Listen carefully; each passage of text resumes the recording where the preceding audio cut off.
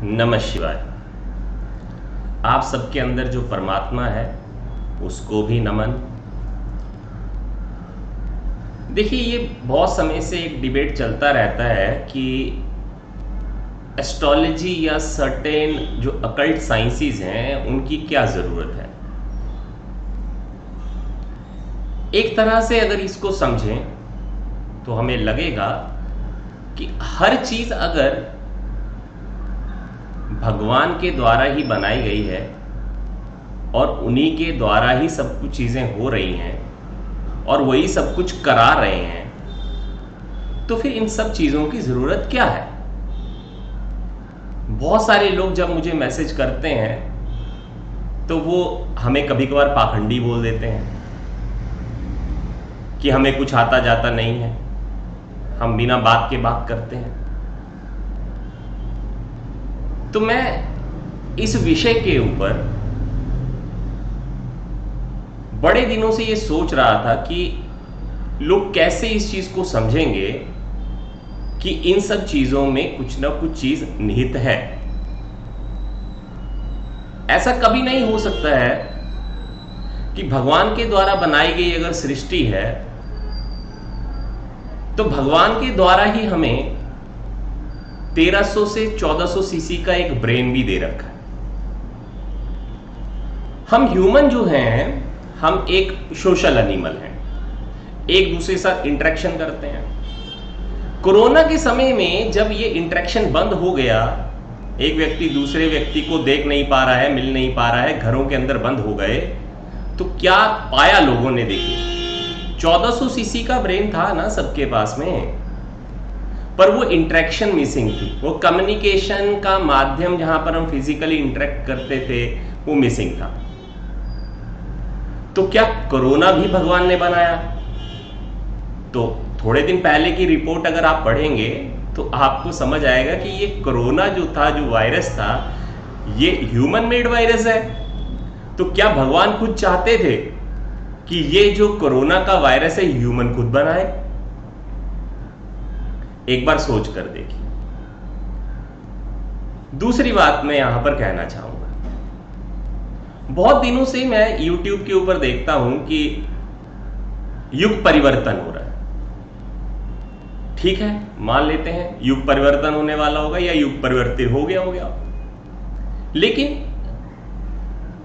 ब्रह्मा विष्णु महेश, जिनको हम मानते हैं कि ब्रह्मा जी ने सृष्टि को बनाया, विष्णु जी उसका पालन करते हैं और भगवान शिव उसका संहार करते हैं, तो क्या किसी ने वो भगवान देखे कभी? उस एनर्जी को महसूस किया कभी? कलयुग में कहते हैं राहु महाराज का बहुत ज्यादा प्रभाव, शनि महाराज का बहुत ज्यादा प्रभाव, केतु महाराज का बहुत ज्यादा प्रभाव है। फिर ग्रहों की बात करना शुरू करते हैं। हो सकता है सभी के सभी लोग अपनी अपनी जगहों पर सही हो। मैं ये नहीं कह रहा कि मैं ही सत्य बोलूंगा, सबकी अपनी अपनी एक सोच है, उसके हिसाब से वो बात करेंगे।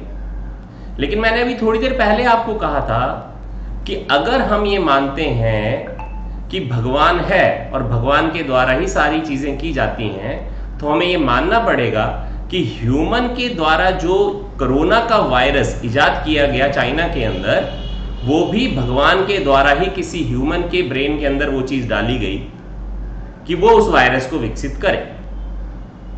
आप मानेंगे ना ये बात? फिर तो बिल्कुल सत्य होनी चाहिए। बिल्कुल सही बात है। अगर हम ऐसा मानते हैं तो ये तो बिल्कुल सत्य है। अब एक बात पर ध्यान दीजिएगा,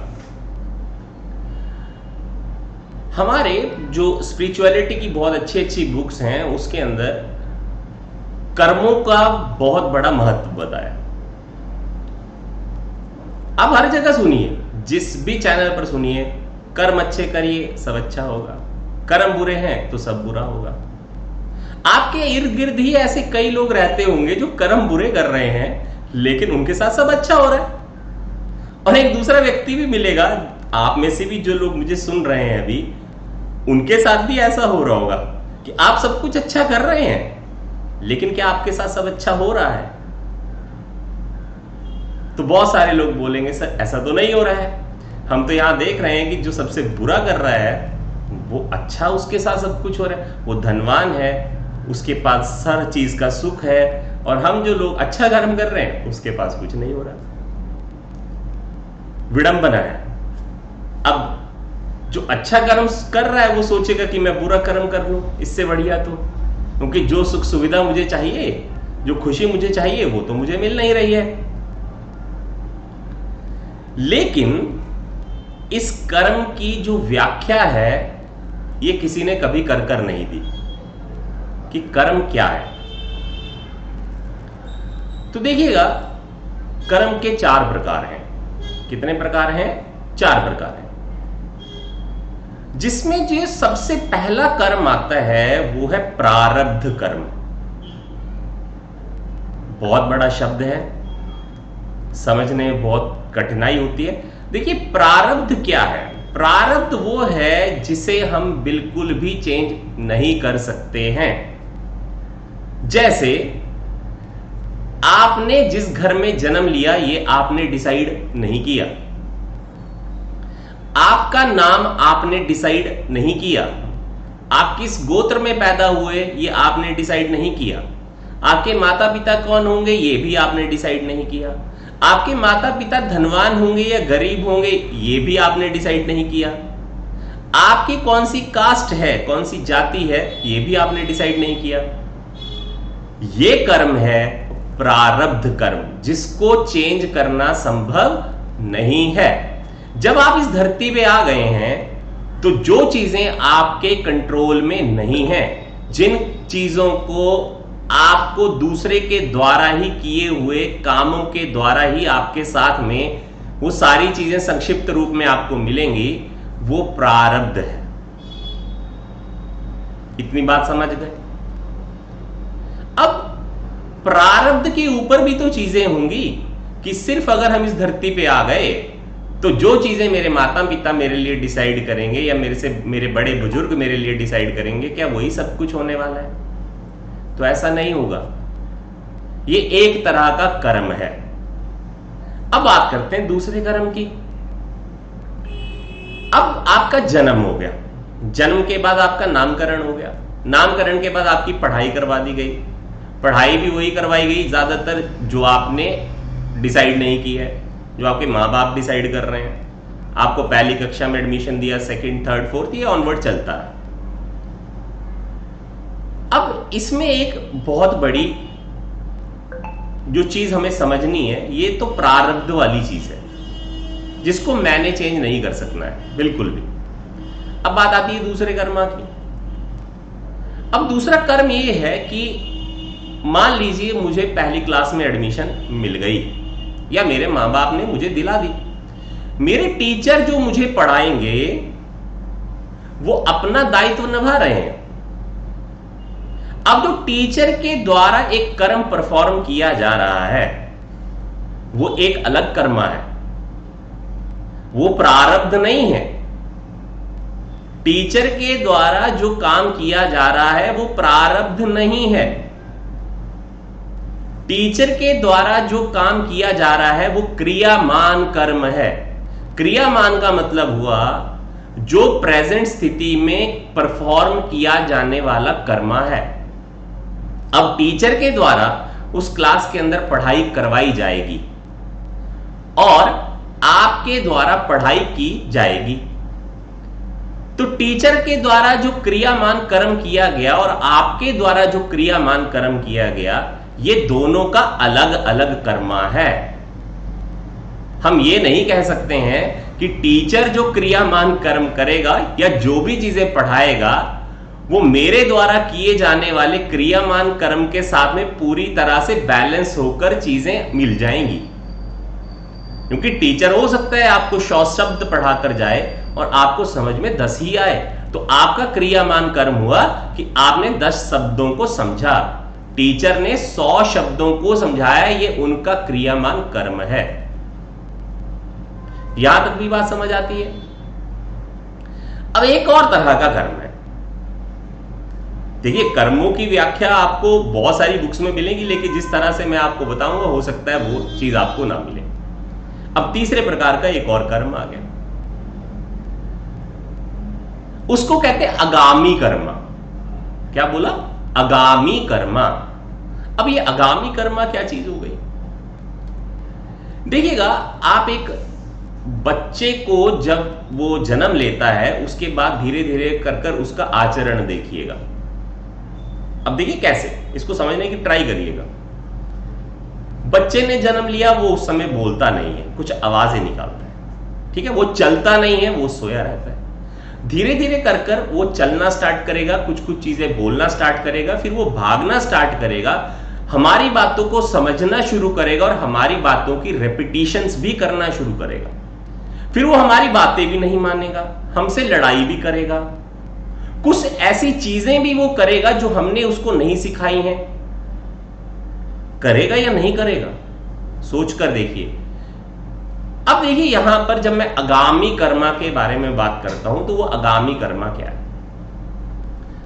हमारे मस्तिष्क में हमेशा कुछ विचार चलते रहते हैं कि आने वाला समय मेरा ऐसा होगा, मैं आने वाले समय में ये चीजें करूंगा, इन चीजों को करने से मुझे ये लाभ या हानि हो सकती है। ये जो फ्यूचर वाला कर्मा है ना, जो अभी तक परफॉर्म हुआ नहीं है, लेकिन आपने अपने मस्तिष्क में, सबकॉन्शियस माइंड में उस कर्मा को परफॉर्म कर दिया, ये आपका आगामी कर्मा है। अब आइंस्टाइन की एक इक्वेशन के बारे में यहां पर बात करूंगा। A is equal to mc square. बहुत बढ़िया इक्वेशन देकर गए। देखिएगा, एनर्जी मास कन्वर्जन इक्वेशन है जिसमें वेलोसिटी कांस्टेंट है, c स्क्वायर, ये जो c है ये कांस्टेंट है। अब इसको समझिए कि एनर्जी जो है वो मास में कन्वर्ट होती है और वेलोसिटी बिल्कुल कांस्टेंट रहती है। अब इसको कैसे समझें जरा, आज के परिस्थिति में इसको कैसे समझें? अगर मैं आज आपको यह कहूं कि क्या आप ऑस्ट्रेलिया जा सकते हैं, तो आप कहेंगे सर मैं ऑस्ट्रेलिया कैसे जाऊंगा। लेकिन अगर आपने कोई ऐसी मूवी देखी हो जिसमें ऑस्ट्रेलिया को पूरा दिखाया गया हो कि वहां पर क्या क्या चीजें कहां कहां पर हैं, तो थोड़ी सी देर के लिए ही सही आप ना जाते हुए भी, मेरी बात करते हुए कि जब मैंने आपको यह कहा कि क्या आप ऑस्ट्रेलिया अभी जा सकते हैं, आप चाहे थोड़े से समय के लिए ही वहां ऑस्ट्रेलिया घूमकर आ गए। सोच कर देखिए, जो मैं आपको, ऑस्ट्रेलिया नहीं गए हैं आप फिजिकली, लेकिन आप मेंटल स्तर के ऊपर आप ऑस्ट्रेलिया घूम आए। ये जो ऑस्ट्रेलिया मेंटल स्तर पर घूम रहे हैं ना, ये आगामी कर्मा है। कौन सा कर्मा है? आगामी कर्मा, फ्यूचर। सडनली आप वहां जा चुके हैं, जबकि प्रत्यक्ष में आप गए नहीं हैं। क्रियामान कर्म आपने नहीं किया, लेकिन आगामी कर्मा आपने कर दिया। अब यहां ध्यान दीजिएगा, E is equal to mc square, energy mass conversion equation Einstein ने दी, मैंने नहीं दिया है। तो यहां देखिएगा, जो हमारे ब्रेन के अंदर तरंगें उठती हैं उनकी जो फ्रीक्वेंसी होती है और जो हमारे बोलने की ताकत की जो फ्रीक्वेंसी है, उनमें विरोधाभास है। हमारे मस्तिष्क के अंदर जो तरंगें चलती हैं उनकी फ्रीक्वेंसी बहुत ज्यादा है, और सोचिए जब वो तरंगें ज्यादा रेट के ऊपर वाइब्रेट करेंगी तो वो एनर्जी ही तो बनाएंगी और उसी से मास बनेगा। अफर्मेशन प्रिंसिपल, बहुत सारे लोगों को लगता है कि मैं रोज सोचूंगा मैं धनवान हो गया तो वो धनवान बन सकते हैं। मैं ये नहीं कह रहा वो बन नहीं सकते, लेकिन देखिएगा उसके पीछे कर्मा कौन सा है, वो है आगामी कर्मा। अफर्मेशन इज अ आगामी कर्मा, क्योंकि वहां पर एनर्जी का जो फ्रीक्वेंसी का रेट है वो बहुत ज्यादा है, इसीलिए उस एनर्जी की अकोमुलेशन जब आप लगातार करते रहेंगे तो it will be getting converted into a mass. तो अगर आप ऑस्ट्रेलिया जाना चाहते हैं तो आपको कुछ नहीं करना है, सिंपली एक काम करना है, रोज अपने सबकॉन्शियस माइंड को यह याद दिलाना है कि आप ऑस्ट्रेलिया में हैं, आप ऑस्ट्रेलिया में ये काम कर रहे हैं, वहां पर हम किस जगह पर रह रहे हैं वो आप डिसाइड कर लीजिए पहले ही। ये है अफर्मेशन प्रिंसिपल, जिसको हमारे स्पिरिचुअलिटी में हम आगामी कर्मा कहेंगे। फ्यूचर में होने वाला इवेंट आपने प्रेजेंट स्थिति में महसूस कर लिया, ये आपका आगामी कर्मा हो गया। जैसे मैं बहुत सारे बच्चों को जब पढ़ाता हूं तो मैं ये कहता हूं कि अगर आप डॉक्टर बनने की पढ़ाई कर रहे हैं तो आप ये सोच लीजिए कि आप डॉक्टर बन गए हैं। अब आज ही डिसाइड कर लीजिए आपको कौन से कॉलेज जाना है, और ये सोचकर चलिए कि जब आप कॉलेज में एंट्री करते हैं तो क्या आपके कंधे पर वो एप्रन है, क्या वो नेम प्लेट के पीछे आपका डीआर लगा हुआ है या नहीं लगा हुआ है, आप पेशेंट वहां ट्रीट कर रहे हैं या नहीं कर रहे हैं। डिसाइड पक्का कर लीजिए कि कौन से मेडिकल कॉलेज जाना है, कौन सा डॉक्टर बनना है, एमबीबीएस का बनोगे, बीडीएस का बनोगे, बीएमएस बनोगे, बीएचएमएस बनोगे, कौन सा डॉक्टर बनोगे, पहले डिसाइड करिए। ये आपका आगामी कर्मा है, जिसको आज की डेट में बहुत अच्छे अच्छे जो ये जिनको हम कंसल्टेंट्स बोलेंगे या जिनको हम बोलेंगे कि साइकोलॉजिस्ट हैं, ये कुछ नहीं कर रहे हैं, ये आगामी कर्मास आपसे परफॉर्म करवा रहे हैं। इच्छा आपकी है, हो सकता है आप मेरे से विरोधाभास भी रखें इस चीज में, लेकिन मेरा मानना ऐसा है। अब एक प्रकार का और कर्मा है जिसको बोलते हैं संचित कर्मा। कौन सा कर्मा है? संचित कर्मा। अब ये संचित कर्मा क्या? संचित का मतलब होता है इकट्ठा करना, इकट्ठा कर रहे हैं, इकट्ठा कर रहे हैं, इकट्ठा। अच्छी बात है, लेकिन ये इकट्ठा हुआ कैसे? बात तो यहां है कि इकट्ठा कैसे हुआ। तो देखिए जो क्रियामान कर्म है ना, जो आपने फिजिकल लेवल के ऊपर परफॉर्म किया, और एक आगामी कर्म जो आपने मेंटल लेवल पर परफॉर्म किया, जब ये इकट्ठा हो जाएगा और लगातार बढ़ता जाएगा तो ये संचित कर्मा कहलाएगा। अब संचित कर्मा की एक खासियत है, या तो ये चीजों को बहुत ज्यादा पॉजिटिव वे में बढ़ा सकता है या तो बहुत ज्यादा नेगेटिव वे में भी बढ़ा सकता है। और हमारे पूर्वज और हमारे सिद्ध पुरुष ये कह गए कि ये जो संचित कर्मा है ये रीबर्थ के ऊपर एड ऑन हो रहा है। रीबर्थ का मतलब आज की आपकी प्रेजेंट स्थिति का जो बर्थ है, जब आप इस देह को त्याग देंगे तो जब आपका अगला बर्थ होगा तो ये संचित कर्मा आपके साथ जाएगा। जो आपने इस स्थिति में, जो आज की परिस्थिति में आपने जो भी कर्मा किए होंगे, इसके द्वारा जो किए गए आपके जितने भी कार्य होंगे, इनसे जो आपको मिलने वाला एक आशीर्वाद होगा या आपके ऊपर जो किसी तरह से आशीर्वाद नहीं हुआ है वो भी आपके साथ जाने वाला है। जो आपने खराब कर्मा कर लिया वो भी साथ जाएगा, कहते हैं। अब मेरा एक प्रश्न है, संचित का मतलब इकट्ठा हो गया, खराब हो सही हो वो तो बाद की बात है। अब मान लीजिए एक व्यक्ति ने यह सोच लिया कि मैं धनवान बनूं। अब उस धनवान बनने के लिए उसने कोई कर्मा परफॉर्म कर, मान लेते हैं वो मर्डर परफॉर्म कर रहा है, मार दिया किसी व्यक्ति को उसने और उससे पैसे छीन लिए, तो क्या वो धनवान नहीं बना? बना ना। उस चाहे पॉइंट ऑफ इंटरेक्शन के लिए वो धनवान हो गया, क्योंकि उसको उस पैसे की जरूरत है, वो धनवान बनेगा या नहीं बनेगा। लेकिन मुझे यह बताइए कि क्या वो उसका संचित कर्म है वो या क्रियामान कर्म है? वो उसका क्रियामान कर्म है। वो उसने फ्यूचर के लिए डिसाइड नहीं किया था कि मैं फ्यूचर में जाकर किसी व्यक्ति को मारूंगा और उससे वो पैसा छीन लूंगा। वो क्रियामान कर्म है, एक लेवल ऑफ कर्मा है, आगामी कर्मा नहीं है। लेकिन वो क्रियामान कर्म उसके संचित कर्म में ऐड हो रहा है। ठीक है, संचित कर्म में ऐड हो रहा है कि उसने किसी व्यक्ति को मारकर वो धन कमाया। अब फिर मेरी बात को पीछे लेकर चलिएगा, जब मैंने ये कहा था कि कोरोना वायरस जो है वो भगवान ने बनाया या ह्यूमन ने बनाया। तो ह्यूमन मेड वायरस है, लेकिन ह्यूमन को किसने वो उसके दिमाग में वो शक्ति प्रदान की कि वो कोरोना वायरस बनाए? तो कोई स्पिरिचुअल पावर है, उसने वो शक्ति प्रदान कर दी।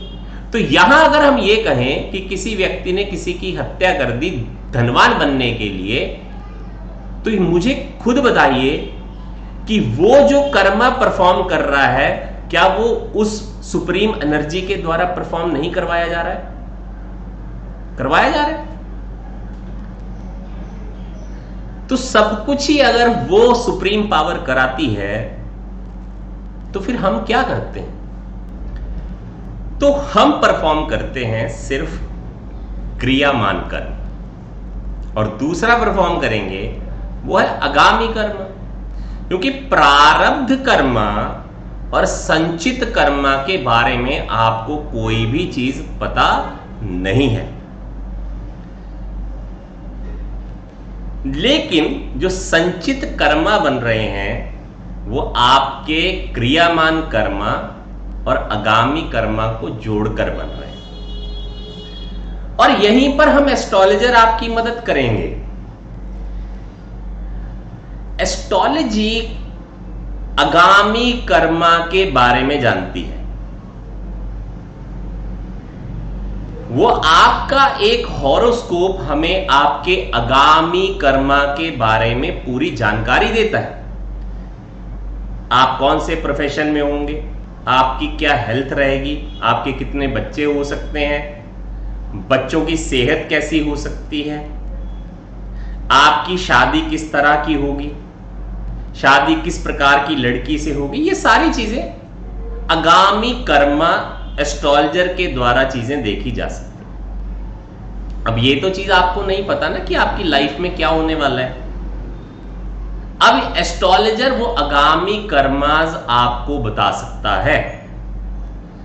अब मान लेते हैं कि हमने आपको ये बता दिया कि आप बीमार हो जाएंगे। मैंने आपको क्रियामान कर्मा नहीं बताया है, मैंने आपको आगामी कर्मा के बारे में बताया है। अब अगर आपको यह पता हो कि मैं बीमार हो सकता हूं, तो अब आपका प्रयत्न क्या होना चाहिए, एस्ट्रोलॉजिकल गाइडेंस क्या होनी चाहिए कि मैं बीमार होने से बचूं। उसके लिए हम जतन करेंगे, हम आपको रेमेडीज देंगे।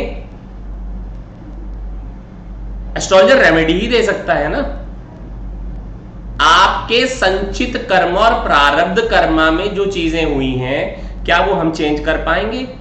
तो हम नहीं चेंज कर सकते हैं। हम सिर्फ आपका आगामी कर्मा देखकर आपको आज का क्रियामान कर्म करने के लिए प्रेरित कर सकते हैं।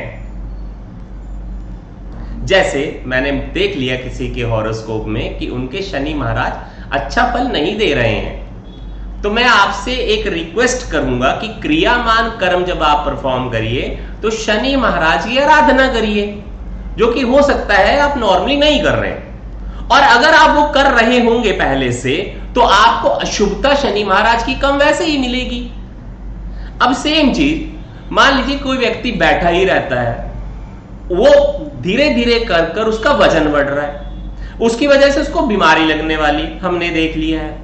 तो मैं उसको यही गाइड करूंगा ना कि आप कम से कम जिम जाइए, भाग दौड़ करिए, एक जगह बैठे ना रहिए।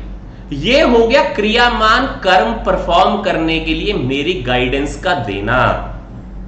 तो एस्ट्रोलॉजर क्रियामान कर्म परफॉर्म करवाने में एक व्यक्ति की मदद करेगा।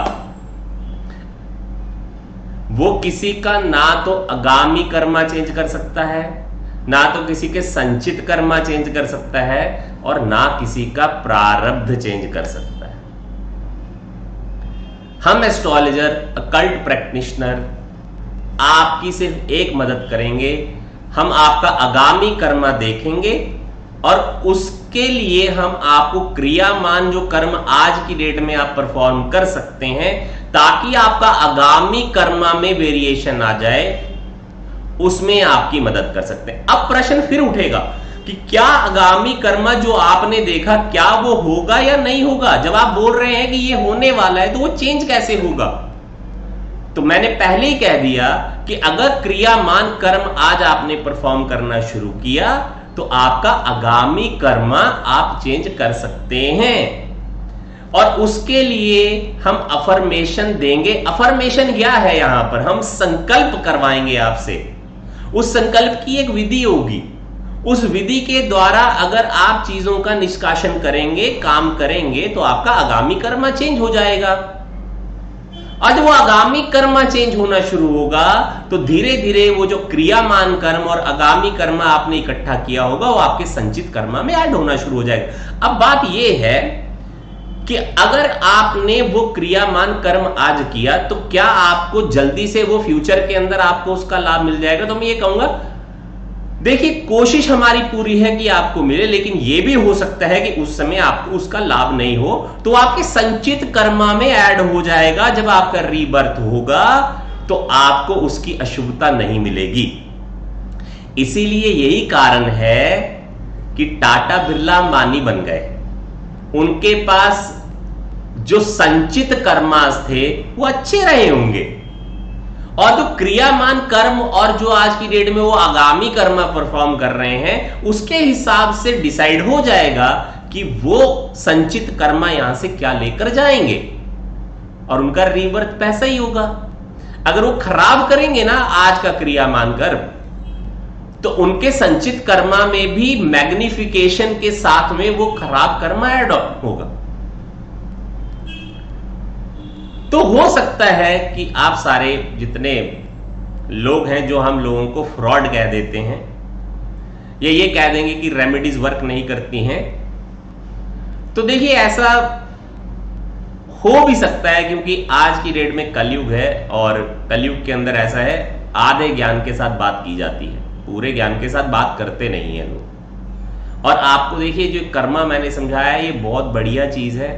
अगर आप इसको समझ लें और क्रियामान कर्म को चेंज करना शुरू करें और आगामी कर्मा के लिए आप मेहनत करें, तो आप अपने संचित कर्मा में जो चीजें ऐड ऑन करेंगे वो आपको अगले जन्म में अपने प्रारब्ध के साथ मिलेंगी। क्योंकि मैंने कहा था कि प्रारब्ध आप चेंज नहीं कर सकते हैं, लेकिन उस प्रारब्ध में आपको क्या चीजें मिलेंगी उसका निर्धारण आज करिए कि आपको अगले आने वाले प्रारब्ध में क्या चीज चाहिए। मेरी बात पक्का ध्यान दीजिएगा, क्योंकि छोटी छोटी बातें लेकिन उनका जो इन्फ्लुएंस है वो बहुत बड़ा है।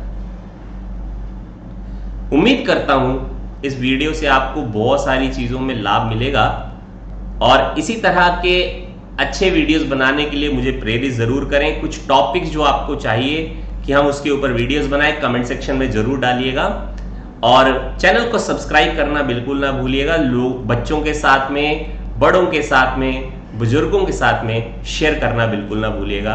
आज के लिए इतना ही। नमः शिवाय।